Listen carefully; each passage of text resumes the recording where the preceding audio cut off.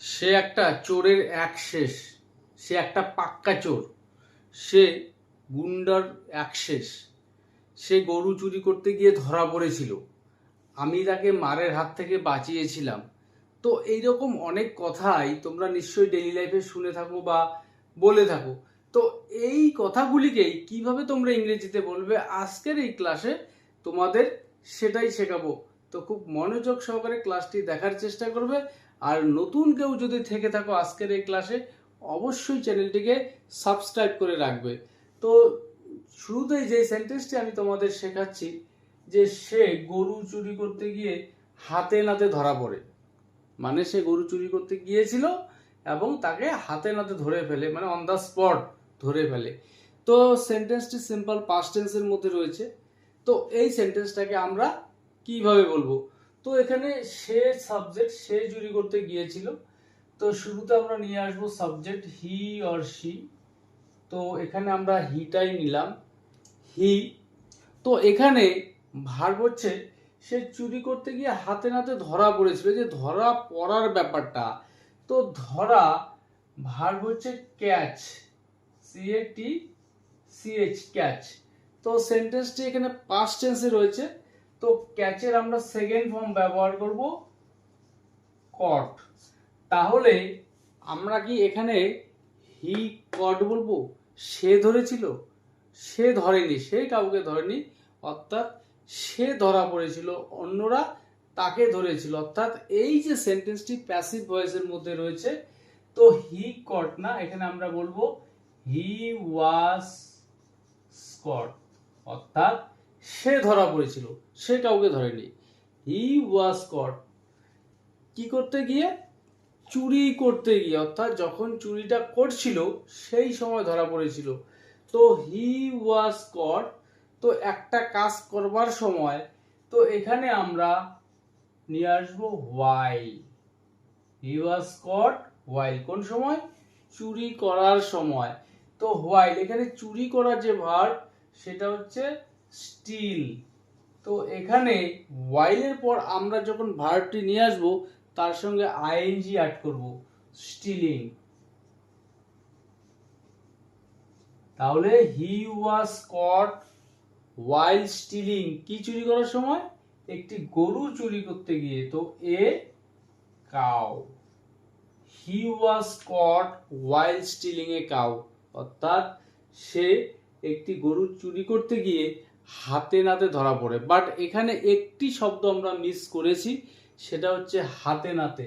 তাহলে হি ওয়াজ কট, এই কট ভার্বের পরে আমরা এই শব্দটা অ্যাড করব হাতে নাতে, মানে যখন চুরি করতেছিল ঠিক ওই অবস্থায়।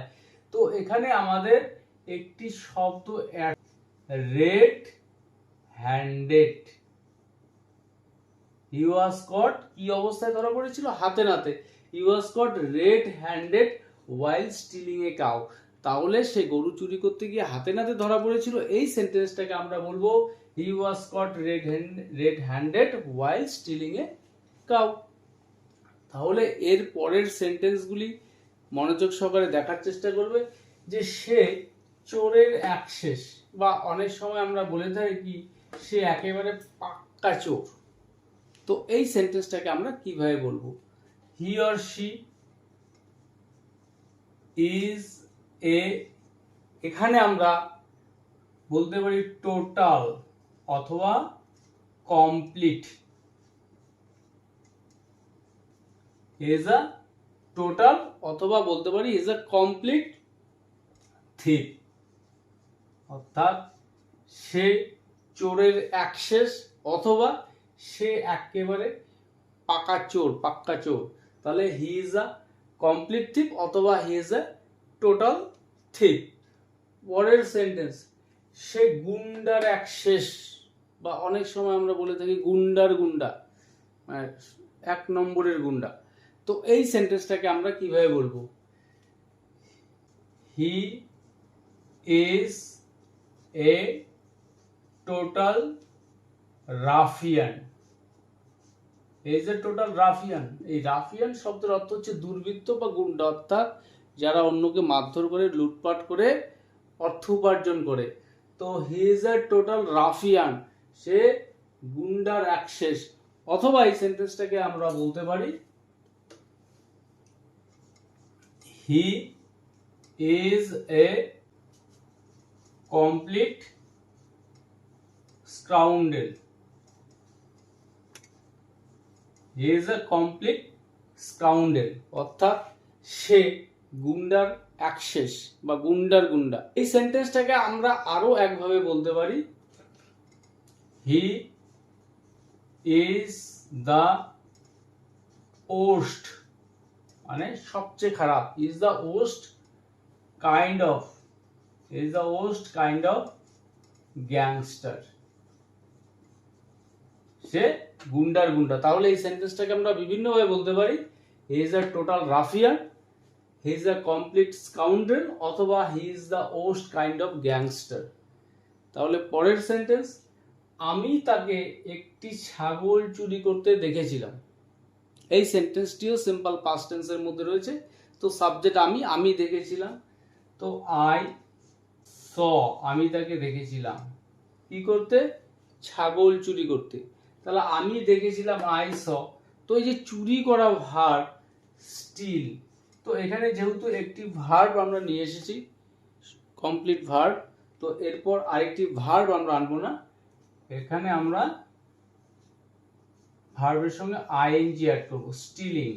আই স, কাকে দেখেছিলাম, তাকে, হিম বা her, I saw him stealing a goat, I saw him stealing a goat, আমি তাকে একটা ছাগল চুরি করতে দেখেছিলাম। তো পরের সেন্টেন্স, আমি তাকে মারের হাত থেকে বাঁচিয়েছিলাম, মানে সবাই ধরে ফেলছিল, মারবে মারবে অবস্থা, আমি তাকে মারের হাত থেকে বাঁচিয়েছিলাম। তো এই সেন্টেন্সটাকে আমরা কিভাবে বলবো, তো এই সেন্টেন্সটিও সিম্পল পাস্ট টেন্সের মধ্যে রয়েছে। তো আমি বাঁচিয়েছিলাম, আই সেভড হিম, তো কোনো কিছুর থেকে বাঁচিয়েছি, তো এখানে প্রিপোজিশন নিয়ে আসবো আমরা from, I saved him from, কিসের থেকে, মারের হাত থেকে বা মার খাওয়ার থেকে বাঁচিয়েছিলাম। তো অর্থাৎ এই যে মার খাওয়ার বিষয়টা কারোর দ্বারা হতো, তো এখানেও প্যাসিভ একটা বিষয় থাকবে এখানে, ফ্রম বিং বিটেন, অর্থাৎ মার খাওয়ার থেকে। তাহলে আমি তাকে মার খাওয়ার থেকে বাঁচিয়েছিলাম, I saved him from being beaten, মারের থেকে বাঁচিয়েছিলাম। তো এই স্ট্রাকচার দিয়ে আরো অনেক সেন্টেন্স আমরা বলতে পারবো, যে আমি তাকে অপমানের হাত থেকে বাঁচিয়েছিলাম, সেই ক্ষেত্রে I saved him from being insulted. তাহলে আজকের এই ক্লাসটি যদি তোমাদের ভালো লেগে থাকে, অবশ্যই ভিডিওটিতে একটি লাইক এবং ভিডিওটি শেয়ার করতে একদম ভুলবে না।